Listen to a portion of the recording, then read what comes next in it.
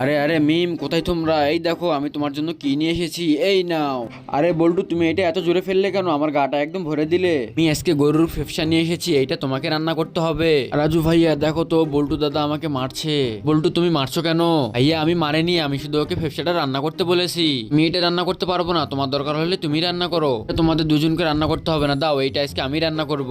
ভাইয়া আমাদের plan success করা দেখার আগে বন্ধুরা, তোমরা যদি তোমার মাকে ভালোবেসে থাকো তাহলে ভিডিওটিতে লাইক করে দাও এবং চ্যানেলটিকে সাবস্ক্রাইব করে কমেন্টে বলে যাও তোমরা কোন ক্লাসে পড়ো।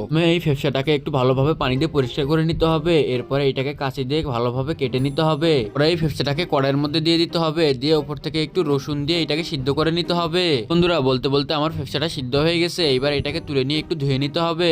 ফেফসাটা ধোয়া হয়ে গেলে এটাকে ছোট ছোট পিস পিস করে কেটে নিতে হবে। পরে কড়াইয়ের মধ্যে তেল দিয়ে দিতে হবে, তেল দিয়ে উপর থেকে কিছু মশলা দিয়ে দিতে হবে, দিয়ে একটু আদা দিয়ে একটু ভালোভাবে নাড়িয়ে নিয়ে একটু পানি দিয়ে দিতে হবে। এরপরে আমার গরুর ফেফসাগুলো এর মধ্যে দিয়ে দিব, দিয়ে উপর থেকে একটু লঙ্কা একটু ধনে গুঁড়া এবার 3 রকমের সস দিয়ে উপর থেকে একটু সবজি দিয়ে দিব, দিয়ে কিছুক্ষণ একটু রান্নার জন্য ঢাকনা দিয়ে দিব। এই তো বন্ধুরা, দেখতে দেখতে আমার রান্নাও হয়ে গেছে। এইবার এইগুলাকে তুলে নেওয়া যাক। তা থেকে অনেক সুন্দর ঘ্রাণ আসতেছে, তার মানে আজকে খেতে অনেক মজা হবে।